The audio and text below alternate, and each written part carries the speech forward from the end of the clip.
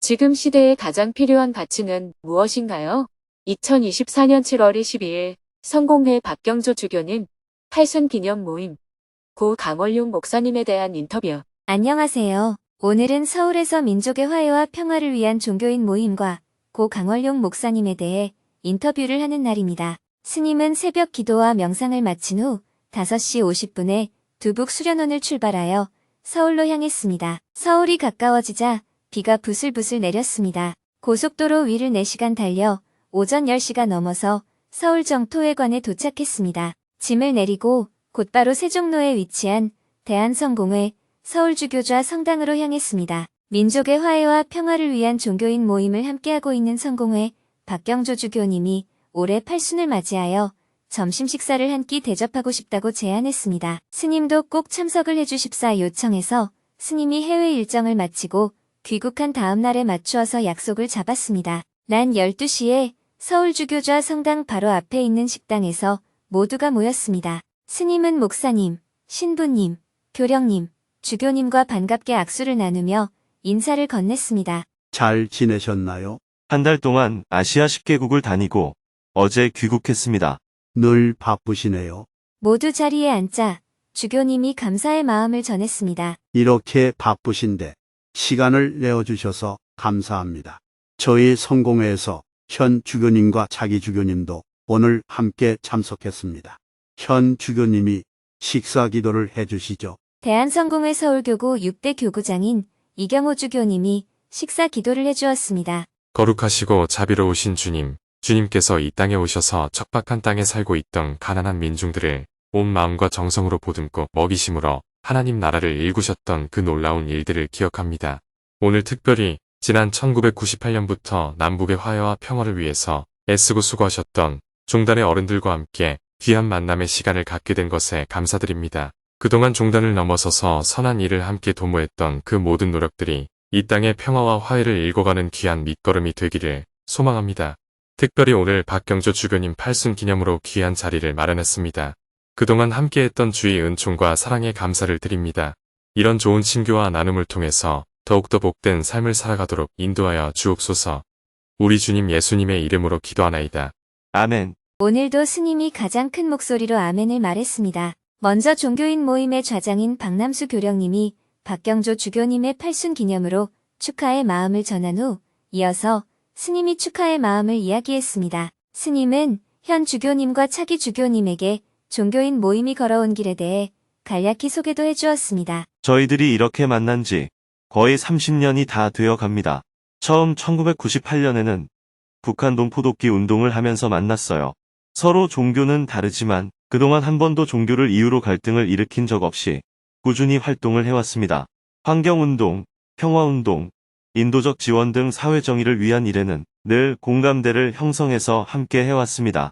지금까지 꾸준히 함께 할 수 있었던 이유는 특히 김명형 목사님께서 보수 기독교계를 대표하는 복음주의협의회 회장임에도 불구하고 포용력을 갖고 참여해주신 덕분이 아닌가 싶습니다. 그분이 계셔서 다양성을 갖출 수 있었고 외부 사람들에게도 종교인 모임이 중도적인 모습으로 비칠 수 있었던 것 같습니다. 그리고 민족의 화해와 평화를 위한 종교인 모임이 지금까지 오는 데에 있어서 박경조 주교님이 무엇보다 중심을 잘 잡아주셨습니다. 대체로 보면 젊을 때는 진보적이었어도 연세가 드시면 약간 보수적이 되는 게 자연스러운데 박경조 주교님은 그동안 발언해온 모습을 지켜보면 관점이 늘 사회정의를 향해 있고 진보성을 항상 유지하고 계세요. 돌아가신 강원룡 목사님을 떠올려보면 그분도 몸만 늙었지 돌아가실 때까지 생각은 늘 진보적인 원칙을 갖고 계셨던 기억이 납니다. 그래서 저도 박경조 주교님을 항상 마음으로부터 존경하고 있습니다. 다시 한번 8순을 축하드립니다.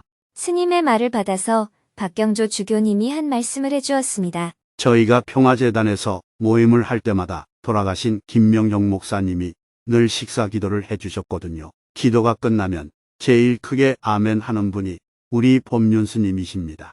저도 그 점이 참 인상 깊었어요. 그런데 김명혁 목사님이 이런 말씀을 자주 하셨습니다. 내가 세상에서 제일 존경하는 분이 법륜 스님이다. 몇십 년 동안 옆에서 지켜봤는데 삶 자체가 정말 존경스러운 분이다. 이렇게 스스럼 없이 얘기하셨습니다. 그래서 저도 진짜 그런가 싶어서 유심히 지켜봤는데 스님은 언제나 바쁘게 가난한 지역을 찾아다니고 전 세계를 다니며 법문을 하시고 미국 의회와 정부를 찾아가서 한반도의 평화를 호소하시는 일을 하세요. 그런 모습을 보면서 참 많이 배우고 있고 저도 무척 존경하는 마음이 생겼습니다. 이어서 박종화 목사님, 김홍진 신부님, 김대선 교무님도 주교님을 위해 축하의 말을 한마디씩 해주었습니다. 특히 현 주교님과 차기 주교님이 자리에서 성공회교의 발전을 기원하는 덕담을 많이 해주었습니다. 저희 성당을 한번 보고 가시죠. 현 주교님이 설명을 해주시겠습니다. 식사를 마치고 다 함께 대한성공회 서울주교좌 성당으로 이동했습니다. 성당 안을 둘러보고 지하의 납골당을 살펴본 후 예배당으로 향했습니다. 이 성당은 한 번에 지은 게 아니고요. 1926년에 한 번, 1966년에 한 번, 1992년에 한 번, 이렇게 조금씩 증축을 했습니다. 다 함께 예배당 안에서 기념사진을 찍었습니다. 예배당을 한 바퀴 둘러본 후 주교님이 집무실로 사용하고 있는 한옥 건물로 향했습니다. 대한성공회는 1890년에 고요한 주교님이 현 위치의 교회용 한옥과 부지를 매입하여 처음 시작했습니다. 이 한옥을 장림성당으로 명칭하고 첫 성탄절 감사성 찰례를 봉헌했습니다. 당시에 가장 필요한 일이 고아들과 아픈 사람들을 보살피는 일이었기 때문에 처음에는 고아원과 병원을 짓는 일부터 시작했습니다. 성당은 맨 마지막에 지었습니다.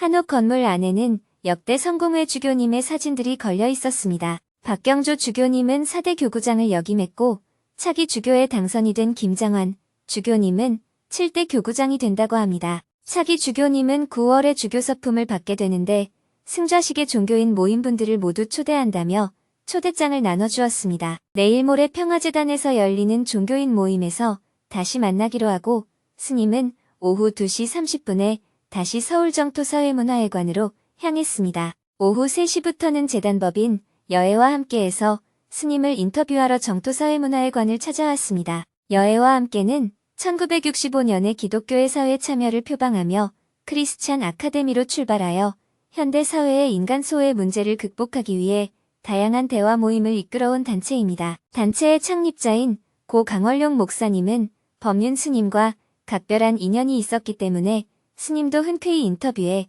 응했습니다. 촬영 장비 세팅이 끝나고 평화재단 10층 회의실에서 인터뷰를 진행했습니다. 강월용 목사님과 스님의 인연, 크리스찬 아카데미가 이후 사회운동에 준 영향, 한계, 이후 방향 등 다양한 질문에 대해 스님은 편안하게 대답했습니다. 종교 간의 대화와 협력을 어떻게 발전시켜 나가야 할까요?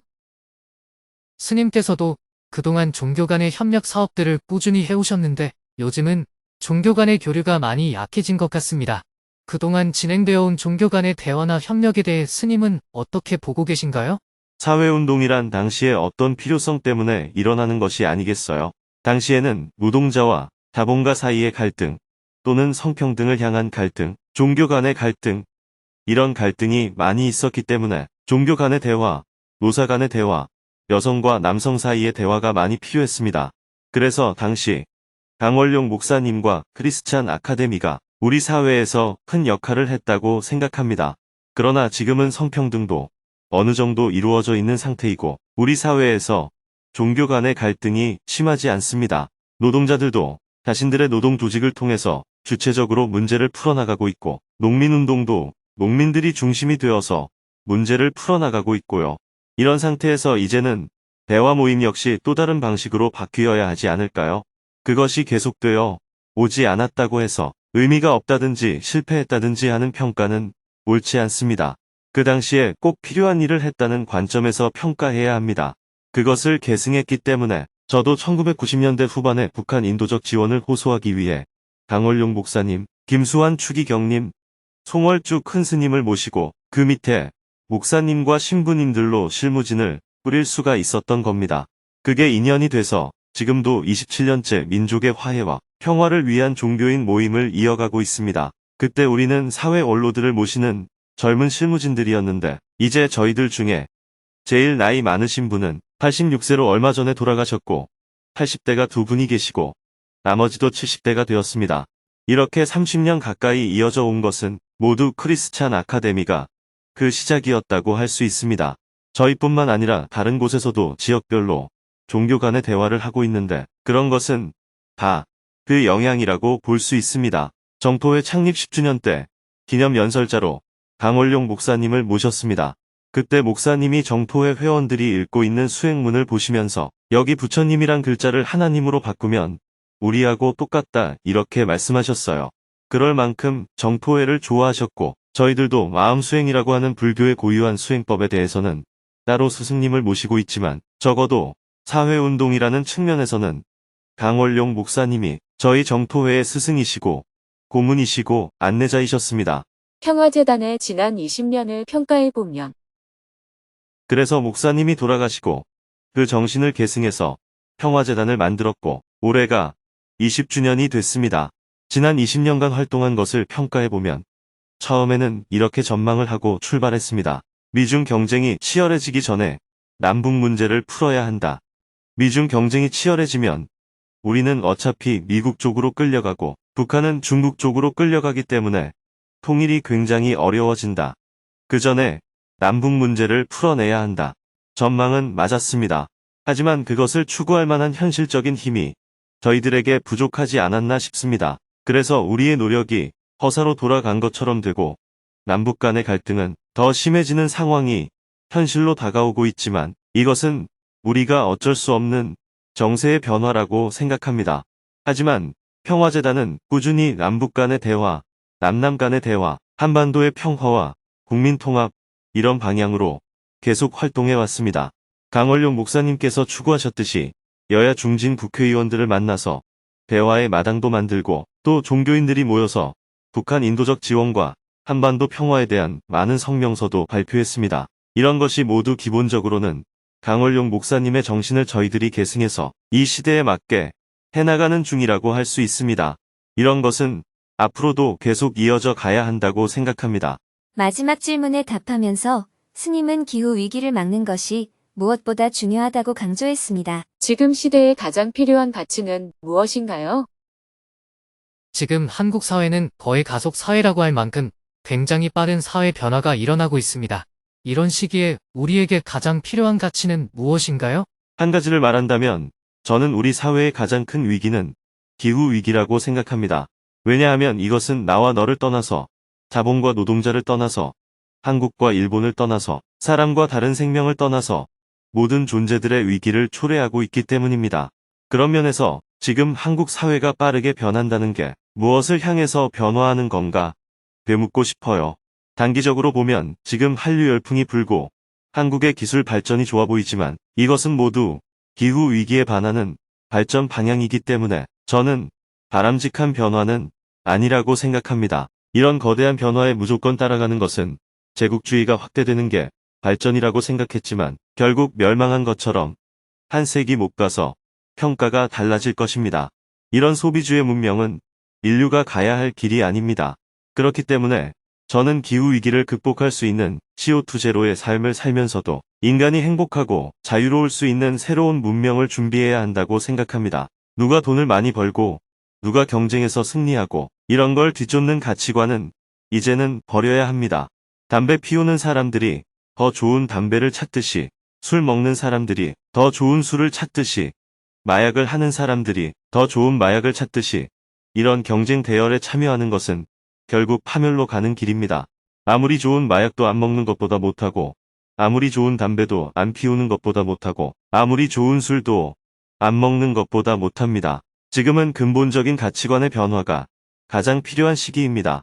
이런 큰 틀 안에서 다시 작게 보자면 단기적으로는 우리에게 최대의 위험은 기후위기가 아닌 전쟁위기입니다. 우리는 지금 내일이라도 전쟁이 나면 모든 게 파괴가 되는 위험에 처해 있습니다. 단기적으로는 어떤 일보다도 전쟁을 막고 평화를 지켜내는 일이 가장 중요합니다. 그러나 장기적으로는 기후위기를 극복할 수 있는 새로운 삶의 길을 찾는 것이 무엇보다 중요하다고 할 수 있습니다. 인터뷰를 마치고 스님은 여애와 함께 재단 관계자들에게 스님의 책을 사인해서 선물했습니다. 촬영하느라 수고하셨어요. 감사합니다. 인사를 나누고 기념 촬영을 한 후 스님은 유언 공증을 하기 위해 변호사 사무실로 향했습니다. 스님의 명의로 되어 있던 토지나 건물, 예금을 모두 정토회와 법사님들에게 기증한다는 공증이었습니다. 모든 것을 다 정리하니 마음이 한결 가볍습니다. 공증을 마치고 이비인 후과에 들러 치료를 받은 후 서울 정토회관으로 돌아왔습니다. 해가 저물고 저녁 7시에는 다시 서울을 출발하여 선유동 정토연수원으로 향했습니다. 차로 2시간을 달려 9시가 넘어 연수원에 도착했습니다. 연수원에 상주하고 있는 법사님, 실무자들이 스님께 선배로 인사를 드렸습니다. 스님, 한 달간 해외에 다녀오시느라 수고 많으셨습니다. 다들 더운데 고생 많았어요. 연수원에서는 여름 명상 수련 준비가 한창이었습니다. 늦은 시간에도 담당 법사님과 각 팀장들이 회의를 하고 있었습니다. 고맙습니다. 인사를 나누고 숙소로 올라가 원고 교정을 본 후 하루 일과를 마무리했습니다. 내일은 오전에 법사단과 인도성지순례 회의를 하고 연수원을 한 바퀴 둘러보며 여름 명상 수련 준비를 점검한 후 병가를 받아 투병 생활 중인 활동가들을 만납니다. 오후에는 문경수련원으로 이동하여 대중들과 대화를 나누고 명상원에서 인도 JTS 스탭들과 온라인 간담회를 한 후 저녁에는 봉화수련원으로 가서 명상 및 안거 수련 준비를 점검한 후 다시 서울로 이동할 예정입니다.